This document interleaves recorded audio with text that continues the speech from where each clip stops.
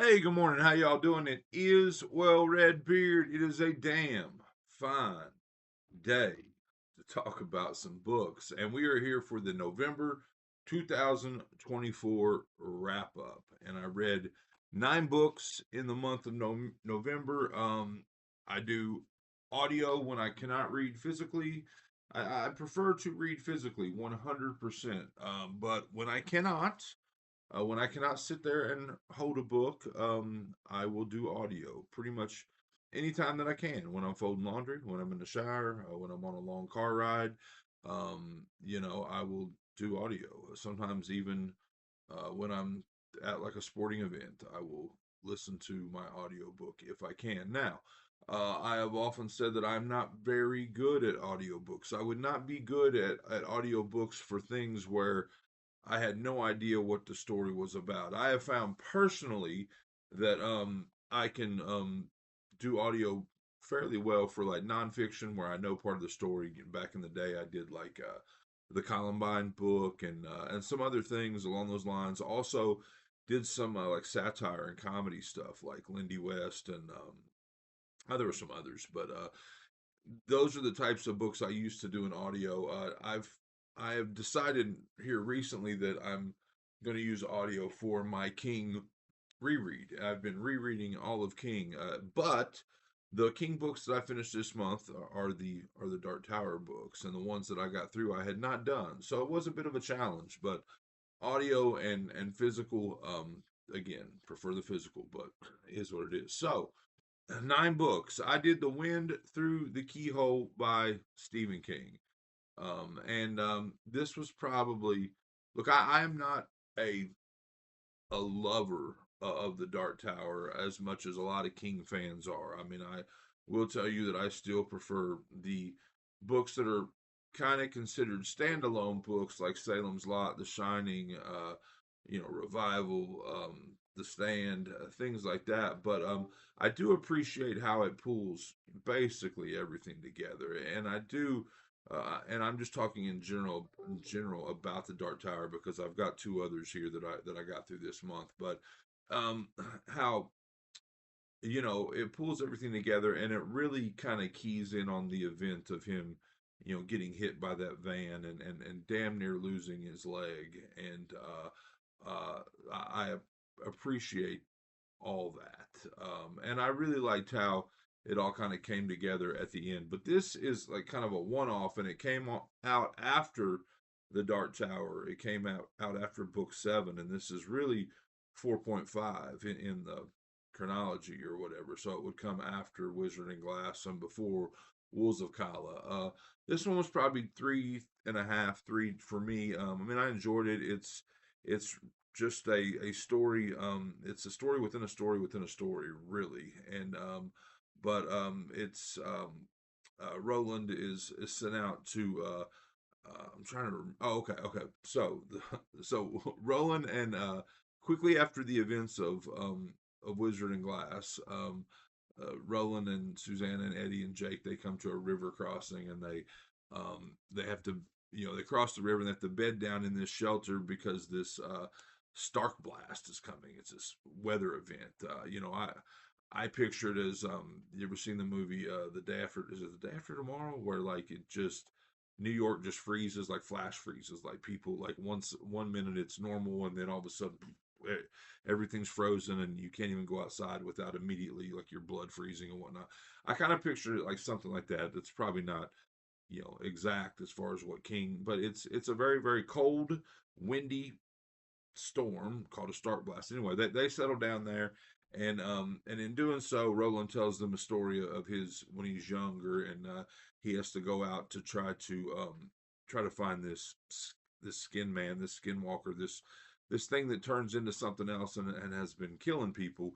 And we get into that story, and then the meat of the book is actually a story that's told from within that story. And I'm trying not to confuse you, but and that is about about a young kid and his mom, and he goes out and really goes on this adventure to find something, and it's in that aspect it's almost like a I don't know, I mean, feels kind of like a Lord of the Rings type tale at that point, because there's dragons and monsters and mud people and, yes, a tiger, and there's another Stark blast that happens in this story within the story. With this, anyway, it, for a Dark Tower book, it was short, and so I'm probably around 3.5 stars. But yeah, I did The Wind Through the Keyhole by Stephen King, and I have a review of this up. I think that we'll go into more detail. So, and I also did. Let's just go through those really quick. Not really quick, but I did the Song of Susanna, or not the Song of Susanna, but Song of Susanna. I finished this. Again, this was a first time read. All three of these were a first time read for me, because I had never made it to the end of the Dark Tower, and now I have. The things I liked about the, Father Callahan, we meet him in Wolves of Kala, the priest from Salem's Lot. That's kind of cool. He plays a larger role here. We've got a thing going on here with Susanna Detta slash Odetta slash Mia being pregnant with something, and it's a rough pregnancy, but and through the mind of Stephen King, it's and not through conventional methods. She's pregnant with the son of the Crimson King and the son of Roland in the same thing. I'm not going to try to explain that to you, but my favorite parts about this book was the fact, again, and I battled with this, but was that Stephen King is a character. Stephen King, um, they they find a book called Salem's Lot by Stephen King, and they pick it up, and Father Callahan, of course, is in that, and it's truth, or it's his truth. I mean, it's the way things really happened, and they they've come to find out that Stephen King is kind of writing this, the Dark Tower, and so we have characters in book 6, Eddie and Roland, who go back and visit Stephen King in a version where he hasn't even completed the gunslinger yet, and that part was really cool. But at the end of this, there's a big surprise that for a Stephen King fan, it hits like a sledgehammer, and so yeah, I'm gonna leave it at that. But this one probably, I liked it more than Went Through the Keyhole, but probably still like 3.5 stars. Um, the Dark Tower. This one for me would be 4 to 4. Four. I'm not gonna go higher. I mean, look, I'm not. I don't love these stories. I'm glad that I read them. I'm glad that I got through them. But I'm not, diehard Dark Tower guy. But I'm not a fantasy guy, and I'm damn sure not a Western guy. And again, I appreciate the way it ties it all together. But my favorite parts about this was the ending. Is There's 3 endings in this. One, first of all, you lose a lot of people you love, a lot of people that have been with us since, you know, the Gunslinger, or since the Drawing of the Three. I mean, our main quartet, we lose a lot of people in a lot of different ways. But there is a bit of I guess, resolution to that. At the end of this, Susanna leaves Roland and does not go on to the Dark Tower, and she goes back through a door into a version of New York. And in that version of New York, Eddie and Jake still exist, and they imagine that eventually Oi will come to find them there, and that they'll have a version of Happily Ever After, which is kind of cool. That's the second ending. Sorry, I skipped the first ending. The first ending is with the Crimson King, the Battle of the Crimson King, and through that, with the help of Patrick Danville, Roland goes to the tower and goes to the door of the tower, and we do not go in. And you're like, wait, we waited this long, and we're not actually going to go into the tower. So then it goes to the Susanna thing I mentioned, and then we come back, and Stephen King tells us, he said, you can stop here. This is probably just going to piss you off. You're not going to like this. But we go into the tower, and we go level by level, and kind of see a little something at each level that kind of gives us the gist and the idea of the tower. And then at the top floor, you realize what this is really about, and what Roland's journey is really about, and what comes next for Roland. And you're either going to be pissed off, or you're going to be like, oh, that's kind of cool. Like, for me, like, the aspects of probably how creativity works, and how when you get to the end of something, something is coming up next. I'm not going to give you the details, but yeah. So this one was probably in the 4-star range for me. Um, I read Every Time We Meet at the Dairy Queen, Your Whole Fucking Face Explodes by Carlton Mellick. This was my first Mellick. I enjoyed it. It was fun. These are great to slam in between a couple more difficult books. For me, this is a lot prettier, and a lot more of a. There was a lot more depth and um, substance to it than I expected. I mean, there are some elements of this book, namely the house and the the ancient family and what they have to do, generation to generation, that could have been a really dark, like 500-page gothic novel, but instead we get it in this little fun, hilarious format. So this one was probably also 3.5 for me. I did the Saturday Night Ghost Club. It is the only book I've rated 5 stars in my recent memory. I loved this book. It's 180 pages, and I read it in 2 sittings. Coming of age, I mean, uh, we we follow these kids, and they start this Saturday Night Ghost Club with the help of a very interesting uncle, and it's all about local urban legends and local haunts, and the way it's all tied up at the end, it brings all those local legends and haunted places closer to home in a way that is just cool. One of the better wrap ups, so you're pulling everything together, that I've read in a while. But the Saturday Night Ghost Club, love this book, 5 stars. All right, so I read a book called White Teeth by Zadie Smith. This is a popular book. It is not a horror book. Again, I have aspirations to read a lot of great books. I'd come across this on some list. I want to say it was like the best books of this century, like of the last 20 years. And this was near the top, and I'd bought it and I'd put it on the shelf, and I'd be lying if I said that I didn't think it had some horror elements to it. I I keep having this thought that I thought this book was Baby Teeth by Zoji Stage, or Zohi Stage, or however you pronounce that. It was not. This is a cool book. It's a book about family. It's about, like 20 to 25 years, generations of family, and it's a cultural, religious, political melting pot in London, England. And for me, like, the way I summed it up was, imagine, we just came out of Thanksgiving here in America. Imagine a shitty family get together, and now imagine that stretches out for 25 years. I mean, just yeah. So I really like this one. 4 stars.